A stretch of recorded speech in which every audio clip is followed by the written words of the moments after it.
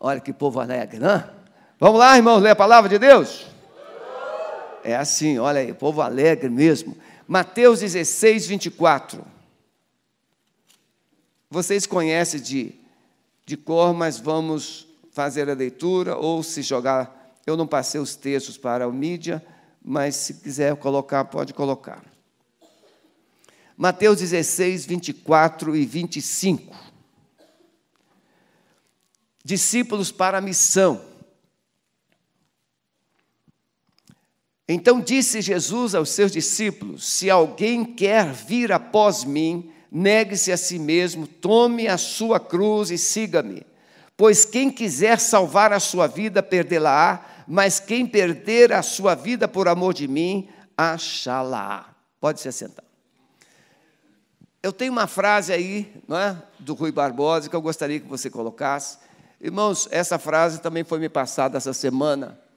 De tanto ver triunfar as nulidades, de tanto ver prosperar a desonra, de tanto ver crescer a injustiça, de tanto ver agigantarem-se os poderes nas mãos dos maus, o homem chega a desanimar-se da virtude, a rir-se da honra e a ter vergonha de ser honesto.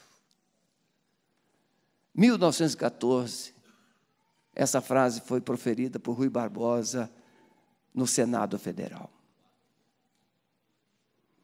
Meus irmãos, se você puder, chegue em casa hoje, leia Isaías 59.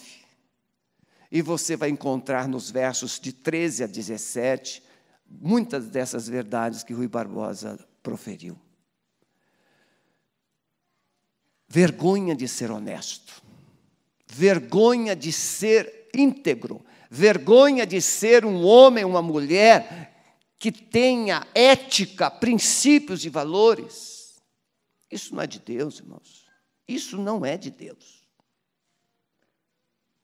Quem aqui lembra ou ouviu falar da lei Gerson? Levante a mão. Olha aí.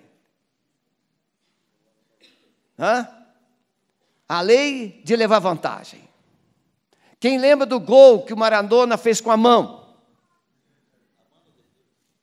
E depois ainda diz que é a mão de Deus. Irmãos, o jogador de futebol deveria ser o primeiro a dizer para o juiz que ele colocou a mão ou que ele não colocou a mão. Deveria ser o primeiro. Quando o jogador do São Paulo Futebol Clube, Rodrigo Caio, o jogador do Corinthians foi expulso, ou recebeu um cartão, porque foi interpretado pelo árbitro de que ele havia pisado no Rodrigo Caio. E esse rapaz foi ao juiz e disse: não, ele não pisou. E o juiz retirou o cartão. Não seria melhor o mundo assim, irmãos? Não seria? E por que não pode ser assim?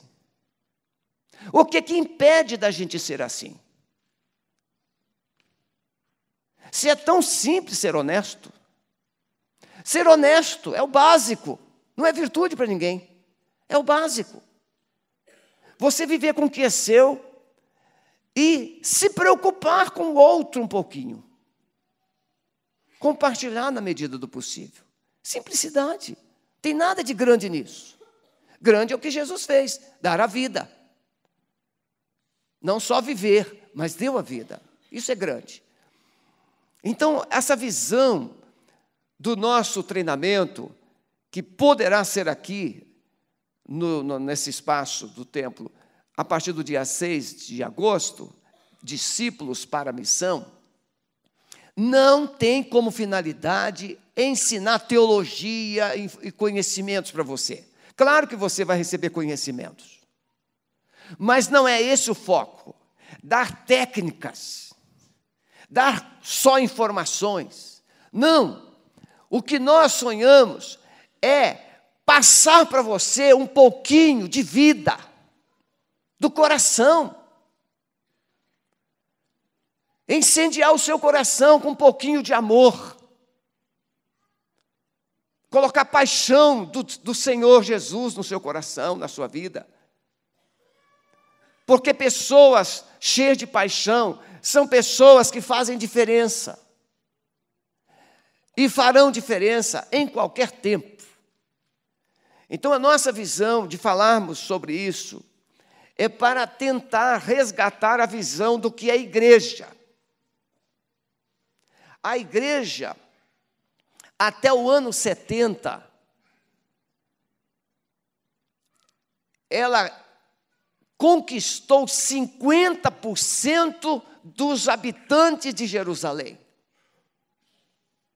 Jerusalém era uma cidade povoada, no ano 70, por cerca de 200 mil habitantes. 100 mil eram cristãos.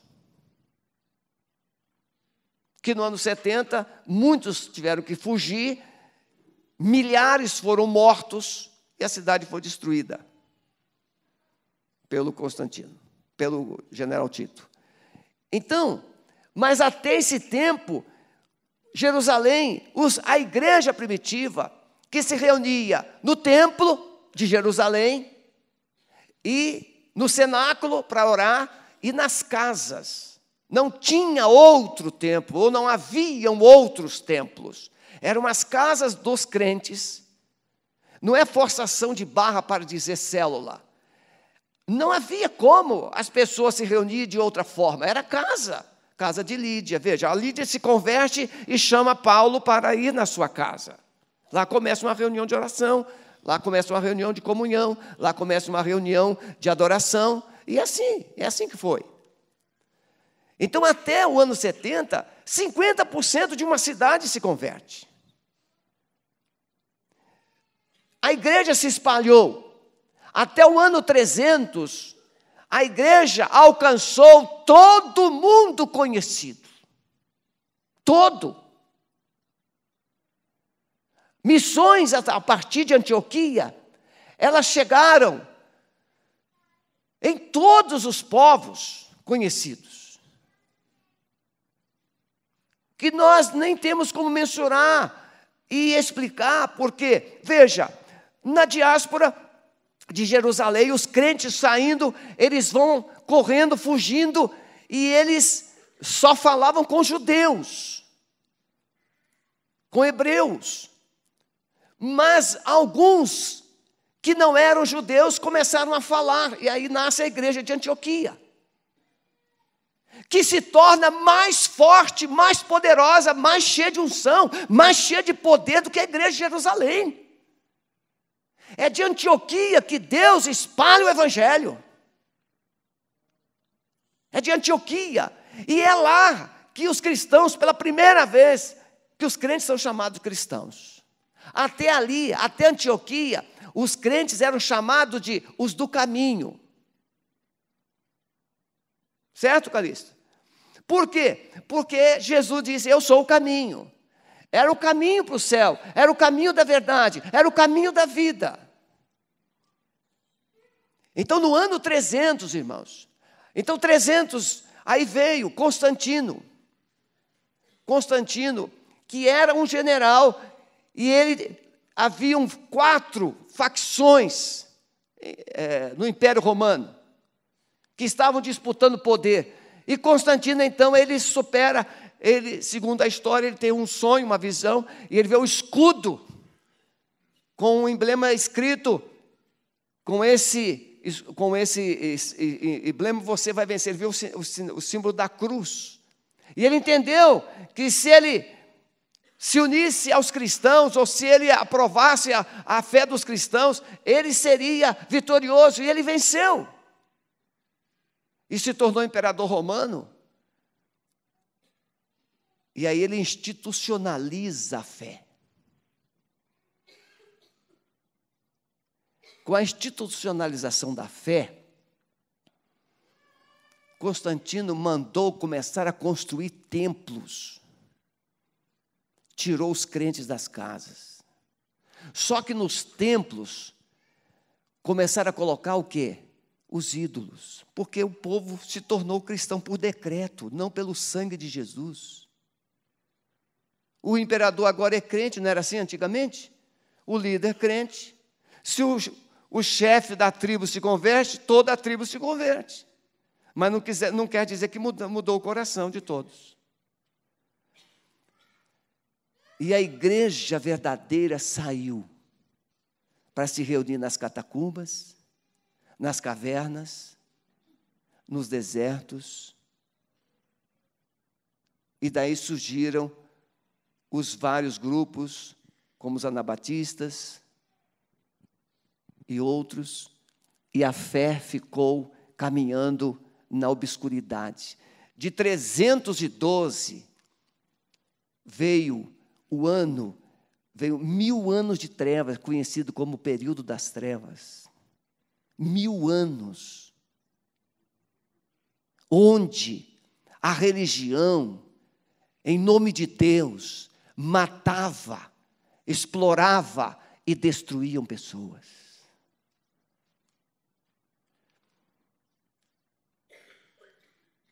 E por isso nós vivemos esse ódio entre árabes e judeus, por causa do cristianismo, as cruzadas, a Inquisição, tudo isso aí. Até que Deus começa a levantar no século XIV, XV, XVI, que não começou com Lutero. Lutero, vamos dizer assim, ele bateu o martelo. Mas Deus levantou Zwinglio, um suíço, Calvino, John Hus, pessoas que deram suas vidas por aquilo que acreditavam. Só na França, em uma noite chamada Noite de São Bartolomeu, morreram 100.000 pessoas. Afogadas, enforcadas, decapitadas por causa da fé cristã. Então a igreja, ela precisa resgatar a sua essência. E a essência da igreja nunca esteve nas suas celebrações dominicais. É muito bom e devemos preservar e valorizar. Mas a essência da igreja sempre esteve na sua relação individual com o Senhor. Na casa, onde nós vimos aqui o Emerson reunir os filhos. Não, nós vamos abençoar nossos filhos. E instala uma célula. E vocês, obviamente, que ele não falou quais foram as crises, as dificuldades, mas eu e o João Brito, nós acompanhamos. E Deus transformou um lar ameaçado em um lar não só restaurado, mas um lar usado por Ele para abençoar outras. A célula se multiplicou em 3 células. Só a dele, de adultos. E a do Mateus multiplicou também. Então, de uma casa, 4 células. Por quê? Porque eles decidiram viver o discipulado. Eu estou discipulando 31 homens. Encontros no gabinete, encontros pessoais, de 1 hora. E por que você não pode se encontrar com um? Por que você não pode abrir a sua casa? Wilson, fica em pé, Wilson. Daí, a Cristiane hoje não veio, né? Tá, pode sentar. A célula, fui segunda-feira passada na casa dele. Wilson e Cristiane chegaram aqui nessa igreja, bombardeados. Hoje a família toda integrada. A Cristiane não conseguia falar com a mãe.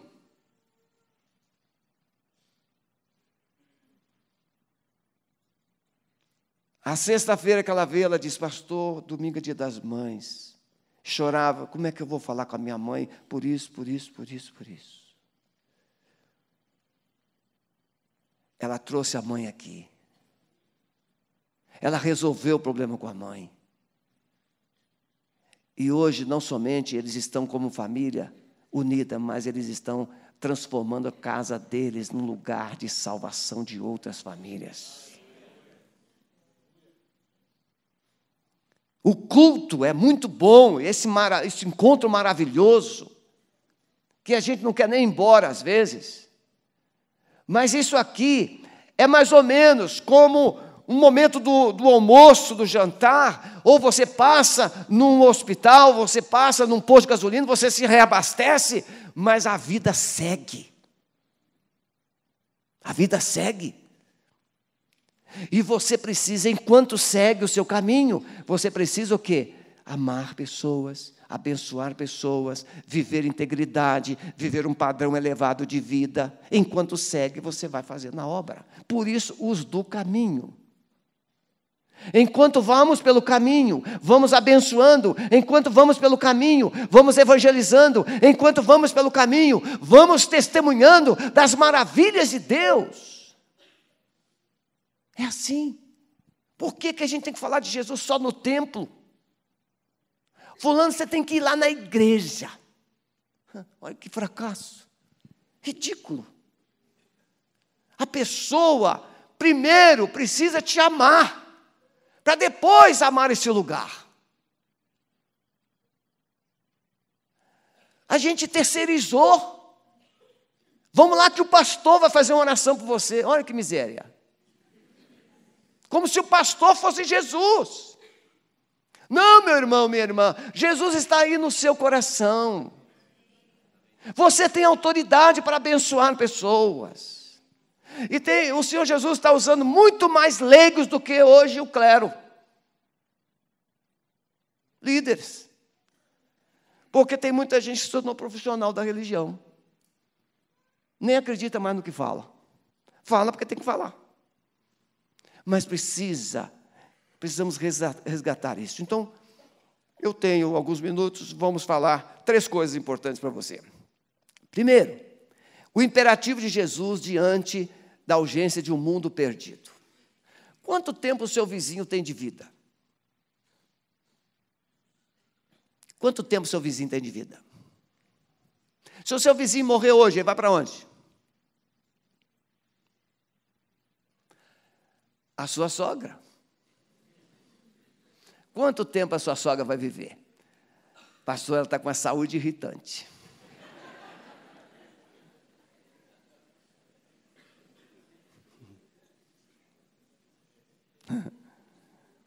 Palavras do pastor Marco.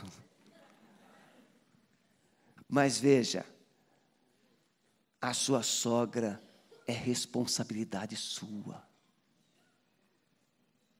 É responsabilidade sua. A sua nora é responsabilidade sua. Diante da urgência,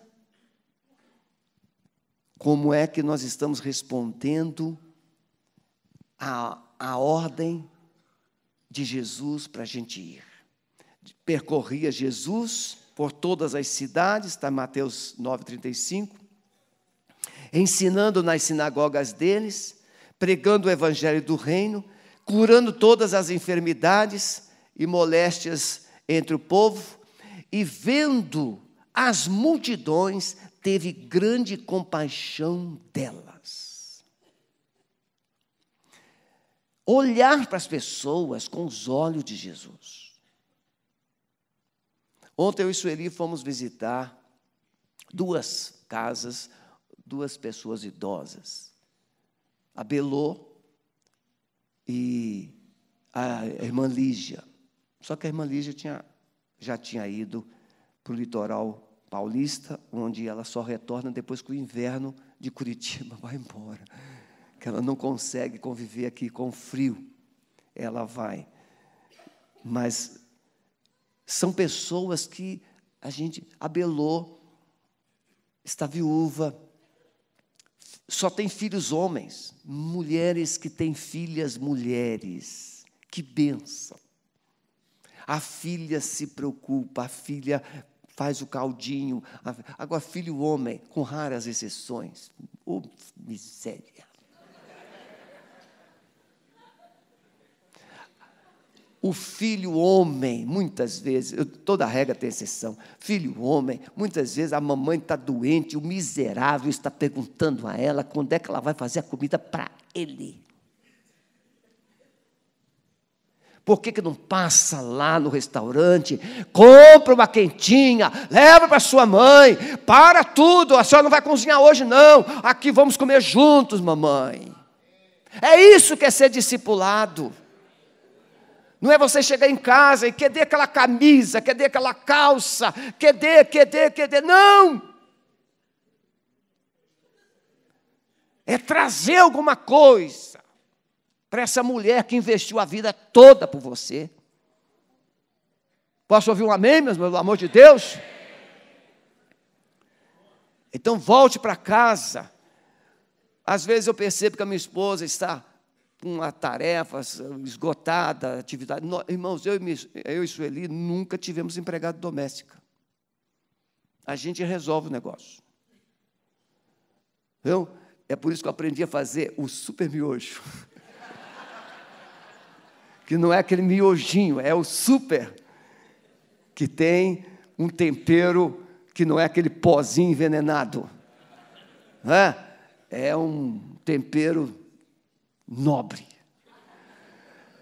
Mas você pode passar, por exemplo, ali no fogão e lenha, forno e lenha, né? Tem uma sopinha à noite. Aí eu voltava um dia de uma reunião e passei lá, comprei 2 potezinhos daquela sopa, de sabores diferentes, e levei para casa. Quando eu cheguei, a esposa, faça alguma coisa. Não fique esperando alguma coisa. Então Jesus, ele olhou para a multidão e ele teve compaixão. Surpreenda as pessoas com um gesto de amor. Faça alguma coisa. Então, irmãos, nós vamos para a Arena da Baixada, vamos lotar aquele estádio, e a gente acha que encher o estádio vai mudar a Curitiba, vai mudar o Brasil. Não vai não, irmãos. Se nós não tivermos consciência de que é o Espírito Santo que faz a obra, simplesmente nós vamos nos contentar ou diversificar de um auditório no templo e um grande auditório no estádio. Temos que ir para aquele estádio com os corações cheios da graça de Deus, de paixão, de amor por essa cidade, porque se você amar essa cidade, Deus vai abençoar essa cidade, e na paz dessa cidade nós teremos paz, e aí o Brasil vai começar a olhar, não é só para o verde de Curitiba, mas é para o povo de Curitiba. Qual é a fama do curitibano hoje, irmãos? O povo frio,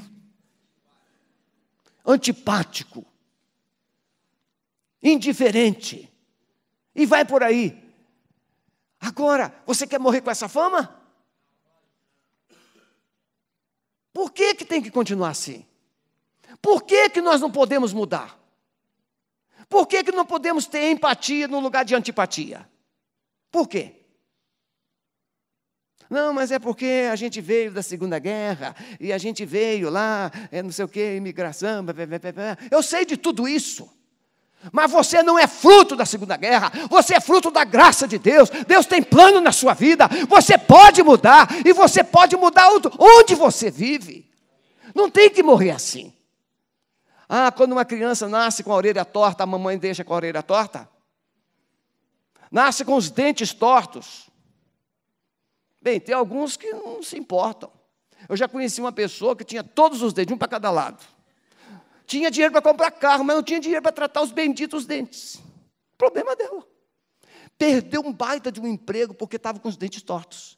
Como é que vai trabalhar? Uma secretária, essa aqui é minha secretária, ela...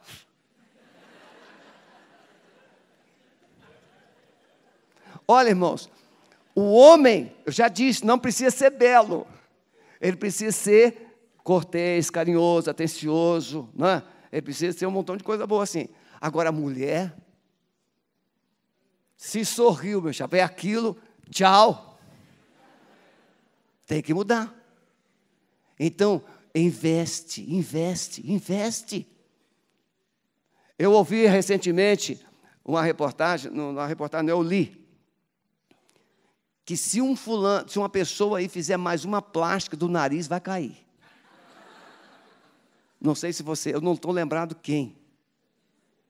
Mas é desse pessoal aí, metido a ser bom a vida toda. Envelheceu, todos nós envelhecemos. Por que tem que cortar o nariz? Cortar o nariz, vai cair. E aí o profissional falou assim, se fizer mais uma plástica, vai cair o nariz. Ele não falou que vai cair, ele falou assim, corre o risco de cair. Porque o negócio deve estar ali costurado, emendado, todo engatilhado já. Por quê? A maior beleza, a mais linda é aqui, ó. É o que nós oferecemos para as pessoas. Não é verdade? Então, Jesus quer que você ame as pessoas. Por isso, esse curso de Discípulos para a Missão não é da técnica. De técnica, olha aí, o Brasil é um país de 200 milhões de técnicos de futebol. Ninguém aceita perder, porque todos acham que tem um tempero, um conselho melhor, sabe mais. Não é verdade? Diante de uma colheita, Deus precisa de ceifeiros. Ele disse, olhai a seara, que está branca para a colheita. Quem Deus vai usar para cuidar das pessoas que o Espírito Santo vai despertar? Se nós recebêssemos hoje 100 novos convertidos, quem iria cuidar dele? O pastor Maurício. Sim, o pastor Maurício pode liderar o ministério de integração, mas quem vai ajudar o pastor Maurício? Quem? Quem vai cuidar? E cuidar não é ter uma classe. Esse é outro equívoco. Uma classe para os novos. Não, é cuidar no dia a dia. Caminhar junto. Célula, visitas, compartilhamentos. A ordem de Jesus para a igreja é ir e fazer discípulos. E fazer discípulos não é converter ninguém. Fazer discípulos é pegar a pessoa que às vezes nem cristã é e levá-la a ser um discípulo multiplicador de discípulos.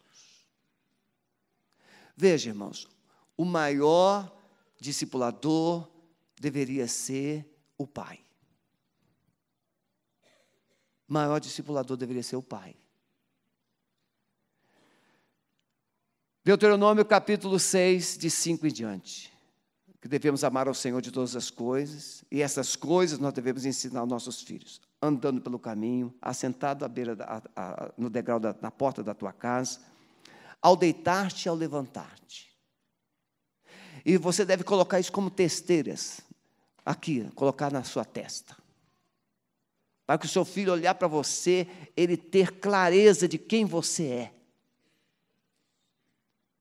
O maior discipulador, o discipulador mais importante para Deus é o pai. Que vai investir no tempo com seu filho. Ontem eu assisti com a minha esposa aquele filme Corajosos. Aqueles pais que decidiram viver um padrão inegociável de trazer os seus descendentes, a sua família, para Deus. Esse é o maior e mais urgente desafio. Deus precisa de uma igreja cheia de discípulos. Você poderia perguntar à pessoa que está do seu lado se ela já é discípulo? Pergunte para ela, o que é ser um discípulo?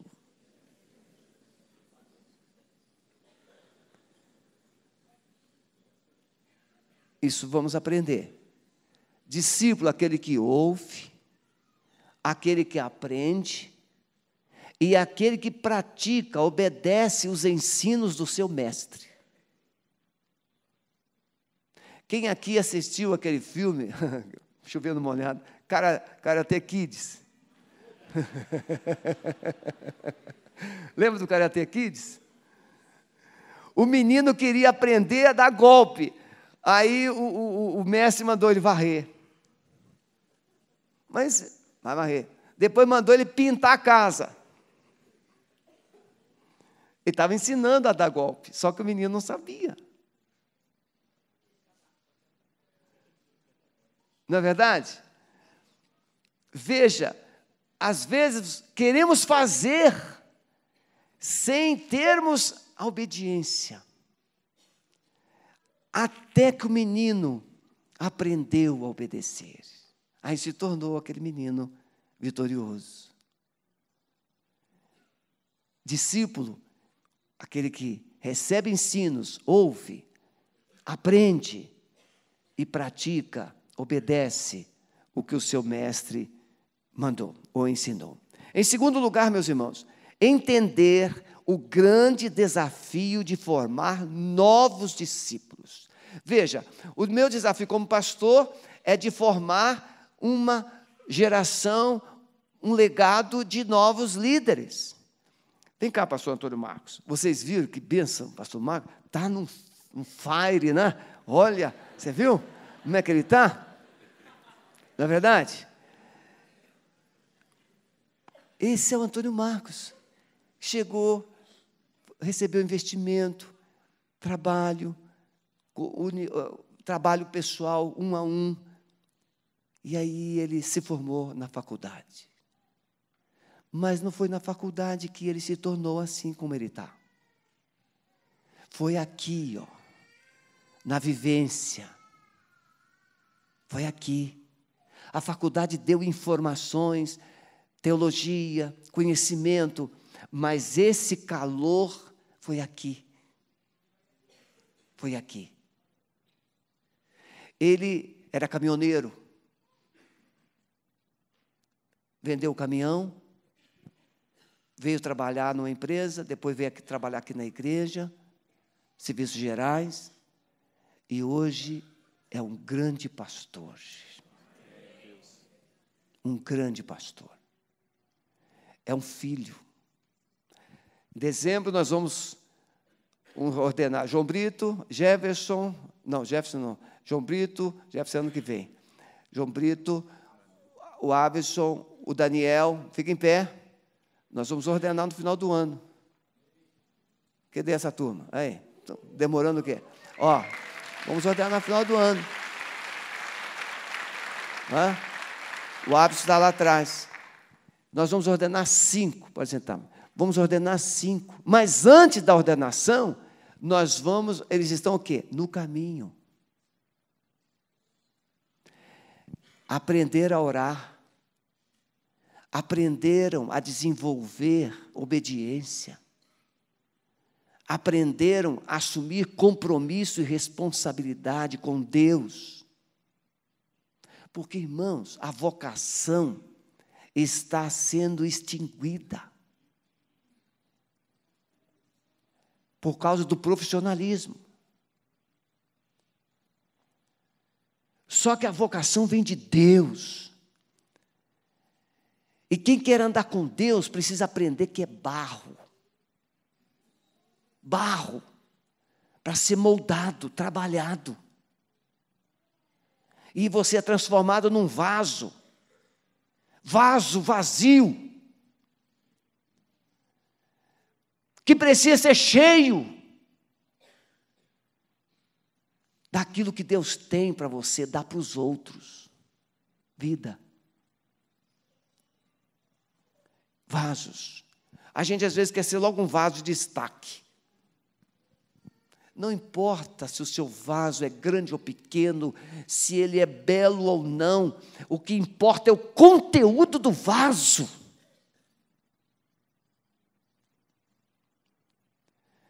Agora, pois, Senhor, olha para as ameaças deles e concede aos teus servos que falem com toda a ousadia a tua palavra. Enquanto estendes a tua mão para curar, para que se façam sinais, prodígios, pelo nome do teu santo Filho Jesus. E tendo orado, moveu-se o lugar em que estavam reunidos, e todos foram cheios do Espírito Santo, e anunciavam com ousadia a palavra de Deus. Discípulos. Discípulos sendo perseguidos, discípulos sendo confrontados, mas discípulos que não negociavam a fé. Então, discípulos é o que Deus precisa na igreja. De gente que aprende, mas gente que começa a viver o que aprendeu. Não é verdade? Veja, vocês mulheres, vocês que já têm tido alguma experiência de reclamar dos maridos. Aí por isso que não gosta da sogra. Você que reclama da sua mulher, por isso que não gosta da sogra, sabe por quê? A culpa é da sogra, que não cuidou, que não investiu, que não preparou esse filho, essa filha para ser um marido ou uma mulher. Eu acredito, acho que foi a revelação que Deus me deu agora. Que uma das causas da sogra ser odiada é porque ela não preparou. Só que coitadinha da sogra, não é ela, é o pai também. A nossa missão como pais é preparar os nossos filhos para serem os melhores pais amanhã. Não, você está preparando o seu filho para ser doutor, para ganhar dinheiro. E daí? O que ele vai fazer com isso? Muitos estão matando a família por causa disso. Nós estamos lidando com pessoas que o filho não consegue nem ouvir a voz da mãe. Nem ouvir. A minha filha, primeira gravidez, o nenê com 3 meses, diagnosticado com síndrome do cordão umbilical curto, não sobrevive. E o nosso maior desafio era o que fazer, o que falar para ela não abortar. Mas eu e Sueli não falamos nada. Nós só oramos. E um belo dia, nossa filha chegou em casa chorando e disse: mãe, Deus falou comigo da honra de eu criar, de eu cuidar dele esses 9 meses. E eu darei o meu melhor. E ela criou, gerou, gestou, nasceu, morreu, deu nome, registrou, sepultou, chorou. Mas depois Deus mandou a Aninha, que vale por 2.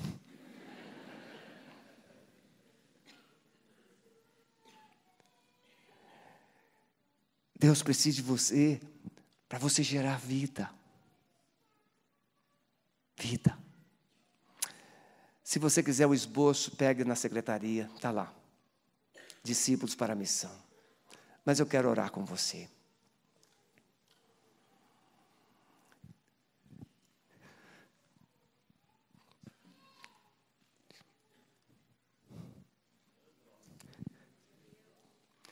Tem muita gente perto demais da gente para ir para o inferno. É impossível. Tem muita gente vivendo muito tempo próximo de nós para ir para o inferno. Mas você precisa entender que só tem 2 lugares, 2 destinos. Jesus, em Mateus 7, ele vai dizer: entrai pela porta estreita. Porque larga é a porta, e espaçoso o caminho que conduz à perdição. E são muitos que entram por ela. Mas porfiai, lutai, se esforçai por entrar pela porta estreita, porque apertado é o caminho que conduz à vida. São poucos que a encontram. Eu quero fazer uma pergunta só aqui nesta manhã. Que porta você quer ser para as pessoas que você se relaciona? Uma porta larga, tudo, relativizou tudo. Tudo é possível. Tudo é legal. Porta larga, tudo é legal. Tudo é bom, tudo é de Deus. Paz e amor para todo mundo. Ou você quer ser uma porta estreita, onde você vai investir um a um, mas você não vai deixar ninguém ir para o inferno sem uma chance de ter escolhido o céu. Que porta você quer ser? Você quer ser um discípulo de Jesus? Fazer diferença? Eu quero orar por você. Pode vir aqui à frente, eu quero orar por você. Eu quero ser um discípulo. Eu quero ser um vaso cheio do Espírito Santo para ser usado por Deus para derramar vida sobre aqueles que estão morrendo. Se você está decepcionado com a igreja, se você está machucado com a igreja, é hora de você vir aqui à frente para deixar o Espírito Santo curar você. Não deixe o diabo convencer você que Jesus perdeu. Jesus não perdeu. Jesus ressuscitou. Jesus está vivo. Ele é o Senhor. Ele te ama. E Ele pode fazer maravilhas no seu coração, na sua vida e na sua casa. Vamos ficar em pé. É exatamente isso. O Senhor conhece os que são seus. Me separou, me marcou. Ele está aqui. Ele quer uma igreja sensível. Ele quer uma igreja obediente.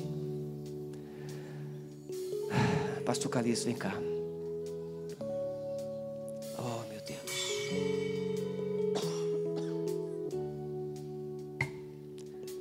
Vamos orar encerrando o nosso culto. Deus te abençoe. Logo mais teremos os batismos com os árabes. Esperamos vocês.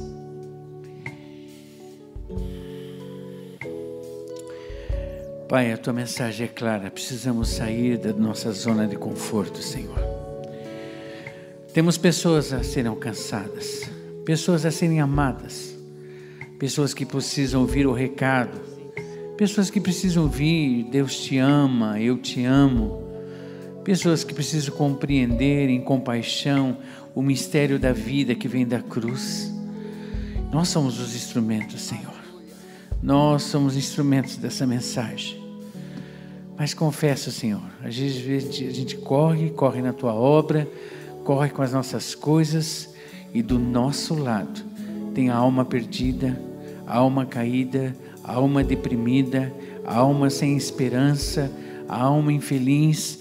Oh Deus, muda a nossa atitude, muda o nosso comportamento, dá-nos uma visão, o olhar que Jesus tinha, o olhar da compaixão, de estender a mão, de trazer perto, de trazer o aconchego, Senhor, e trazer a palavra de revelação.